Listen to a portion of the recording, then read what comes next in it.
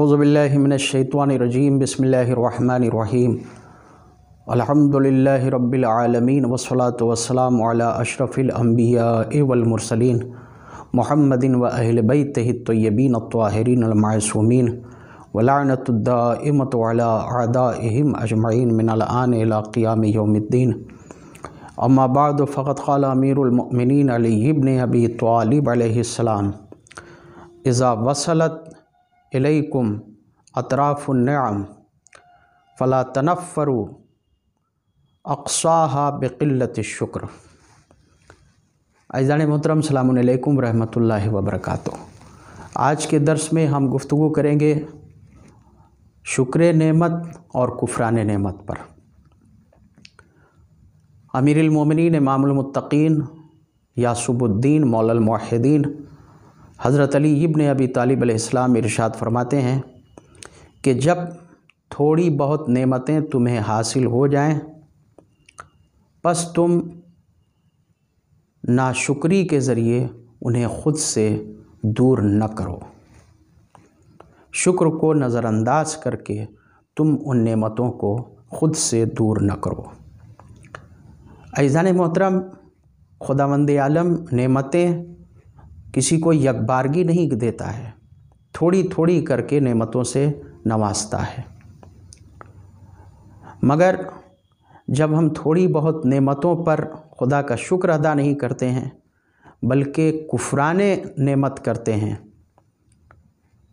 मासियत करते हैं या उन नेमतों का इस्तेमाल मासियत में करते हैं, तो वो नेमतें हमसे दूर हो जाया करती हैं। इसको मैं कैसे समझाऊं, कैसे वाज़े करूं इसको कि ऐसा क्यों होता है, ऐसा कैसे होता है। देखिए, आपने देखा होगा कि परिंदों का झुंड जब किसी दरख्त पर बैठता है तो यकबारगी सारे के सारे परिंदे नहीं बैठ जाते हैं, बल्कि पहले परिंदों का एक दस्ता बैठता है, दूसरे दस्ते फ़ज़ा में परवाज़ कर रहे होते हैं, मंडराते रहते हैं या देखते रहते हैं उस दरख्त पर अपनी मुनासिब जगह को कि हम कहाँ बैठें, और फिर दूसरा दस्ता उस दरख्त पर बैठ जाता है, फिर तीसरा दस्ता आता है, वो बैठ जाता है, और रफ्ता रफ्ता सारा दरख्त चहचहाते हुए परिंदों के झुंड से भर जाता है। लेकिन अगर पहला दस्ता दरख्त पर बैठा और यकायक कोई मुहीब, नाहंजार या डरा देने वाली आवाज़ परिंदे सुनते हैं, तो न सिर्फ ये कि वो दस्ता दरख्त को छोड़ देता है, बल्कि वो दस्ते जो अब दरख्त पर बैठने वाले ही हैं वो भी फ़िज़ा में मुंतशिर हो जाते हैं और उस दरख्त से बहुत दूर चले जाते हैं। उसी तरह अज़ीज़ान मोहतरम, हमारे साथ नेमतों का राब्ता है और इसी तरह हमारे साथ नेमतों का रिश्ता है। खुदावंद आलम की नेमतें हमें हासिल होती हैं, लेकिन नेमत के फ़रिश्ते ये देखते हैं कि ये इस नेमत का शुक्र अदा कर रहा है या कुफ़रान नेमत कर रहा है। जब हम नेमतों का शुक्र अदा करते हैं तो खुदावंद आलम नेमतों में इजाफ़ा करता है, खुदावंद आलम असबाब फराहम करता है कि वो नेमतों में इजाफ़ा करे। लेकिन जब खुदावंद आलम देखता है कि नहीं, ये नेमतों का शुक्र नहीं अदा कर रहा है, कुफ़रान नेमत कर रहा है, तो खुदावंद आलम उन नेमतों से हमें महरूम कर देता है। हज़रत इमाम जाफ़र सादिक़ अलैहिस्सलाम की एक हदीस है जिसमें इमाम अलैहिस्सलाम ने इरशाद फरमाया कि खुदावंद आलम ने एक कौम को नेमतों से नवाजा, लेकिन जब उस कौम ने नेमतों का शुक्र अदा नहीं किया तो खुदावंद आलम ने उसको मुसीबतों में मुब्तला कर दिया। खुदावंद आलम ने एक कौम को मुसीबतों में मुब्तला किया, लेकिन वो कौम मुसीबतों के बावजूद खुदावंद आलम का शुक्र अदा करती रही कि परवरदिगारा तेरा शुक्र है कि हम तेरी बंदगी से वाबस्ता हैं, परवरदिगारा तेरा शुक्र है कि तूने हमें मज़ीद मुसीबतों में मुब्तला नहीं किया।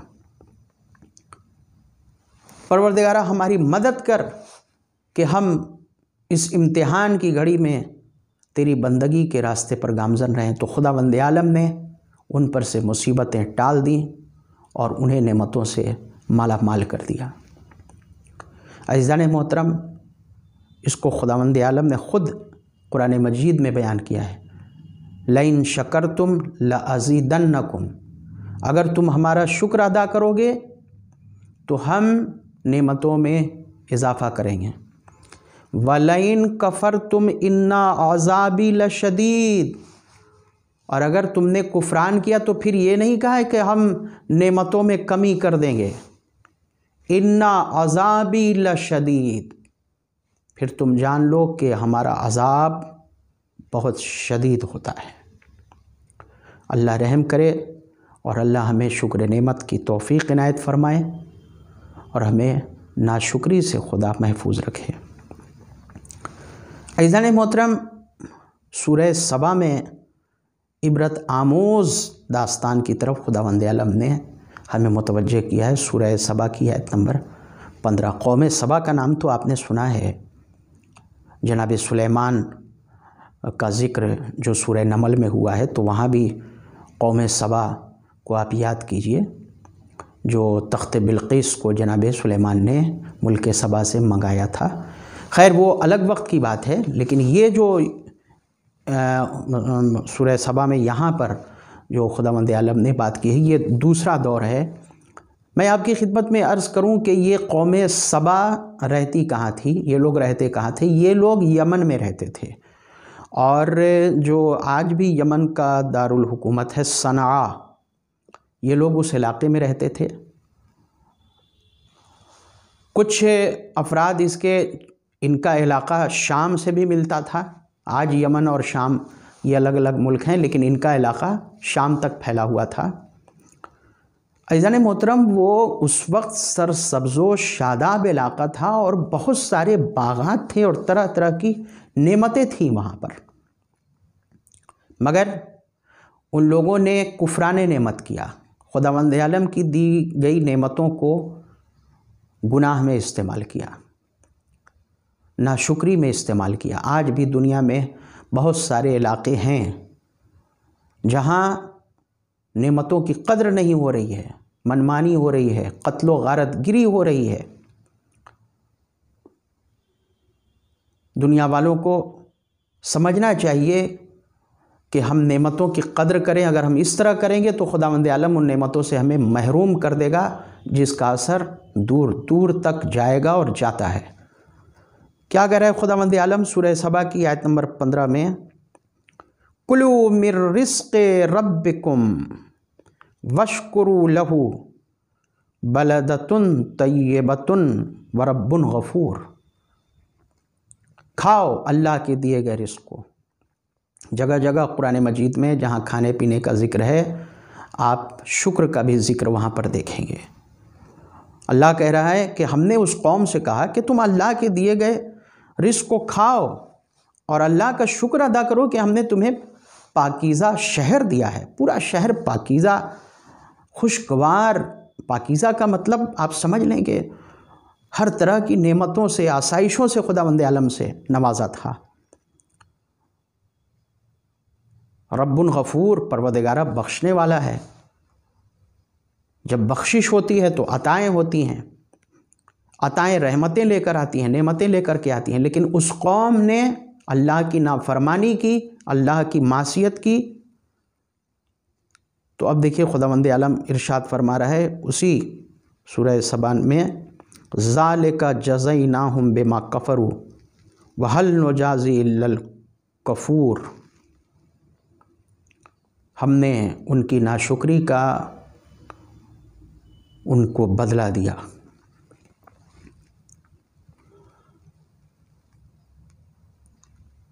اور ہم ایسا بدلہ کب دیتے ہیں سوائے اس کے کہ کوئی کفران نعمت کرے، کوئی ہماری نعمتوں کی ناقدری کرے۔ وہ سیلاب ایسا آیا، ایسی تباہی آئی کہ پھر وہ علاقہ آباد نہ ہو سکا۔ اور ہم نے کتابوں میں پڑھا ہے کہ آج بھی صنعاء کے قریب ایک دشت ویران ہے، ایک صحرا ہے، کافی بڑا صحرا ہے جو آج بھی آباد نہ ہو سکا، وہاں کھیتیاں نہیں ہو سکیں، وہ علاقہ زرخیز نہیں ہو سکا، وہ اسی قوم سبا کے آثار ہیں جو اس وقت ان پر عذاب آیا تھا۔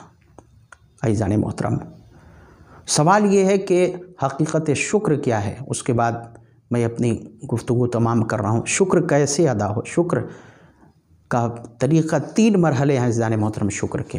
پہلا یہ کہ ہم ذہن و دل کو خداوند عالم کی معصیت کی طرف نہیں لے جائیں، اس کو پورا ہم صرف کریں، اس کو خرچ کریں نیک باتوں کی طرف، اللہ کی عبادت کی طرف، نعمتوں کی قدردانی کی طرف، اور اس کے احکام کی طرف اس کو لے جائیں، اپنے ذہن و دل و دماغ کو اس سے وابستہ رکھیں۔ دوسری بات، ہم زبان سے بھی کوئی ایسی بات نہ زبان پر لائیں، اور زبان سے بھی ایسی کوئی بات نہ کہیں کہ جو معصیت پروردگار میں، جیسے غیبت ہے، چغلی ہے، نمامی ہے، تملق ہے، فتنہ و فساد کی باتیں ہیں، ایسی باتیں ہم زبان سے نہ کہیں۔ اور تیسرا مرحلہ کہ اعضاء و جوارح کو بھی جو ہم صرف کریں اور خرچ کریں، آنکھ، ہاتھ، پیر، یہ سب کچھ بھی تو اطاعت پروردگار کی طرف، ان باتوں پر ہمیں دھیان دینا ہوگا۔ اور جب ہم ذہن و دل و دماغ، زبان اور دیگر اعضاء و جوارح کو خداوند عالم کی اطاعت سے وابستہ رکھیں گے تو یقیناً خداوند عالم اپنی نعمتوں میں اضافہ کرے گا، یقیناً خداوند عالم ہمیں اپنے شکر گزار بندوں میں شمار کرے گا، ورنہ تباہیاں دیکھنی پڑیں گی، ویرانیاں دیکھنی پڑیں گی۔ آج ہم اس چینل کے ذریعے اپیل کرتے ہیں جہاں جہاں تک ہماری بات جائے کہ دعوت قرآن کو، دعوت امیر المومنین کو دنیا محسوس کرے، اور ذاتی طور پر، اجتماعی طور پر، ملکی پیمانے پر بھی اور عالمی پیمانے پر بھی جہاں جہاں خداوند عالم کی نعمتوں کی ناقدری ہو رہی ہے، جہاں جہاں جن جن سرزمینوں کو خداوند عالم نے اپنی نعمتوں سے مالا مال کیا ہے، وہاں پر نافرمانیاں بند کی جائیں، معصیت بند کی جائے، قتل و غارت گری بند کی جائے، پھر دنیا دیکھے گی انشاءاللہ کہ خداوند عالم کس طرح ساری دنیا سے غربت دور کرتا ہے، افلاس دور کرتا ہے، ساری دنیا سے خداوند عالم پریشانیوں کو دور کرتا ہے انشاءاللہ۔ خداوند عالم سے دعا ہے کہ وہ ہم سب کو اپنی نعمتوں کا شکر ادا کرنے کی توفیق عنایت فرمائے اور ہمیں اپنے شکر گزار بندوں میں شامل فرمائے۔ خداوند عالم ہم سب کو اپنی معصیت سے محفوظ رکھے۔ والسلام علیکم ورحمۃ اللہ وبرکاتہ۔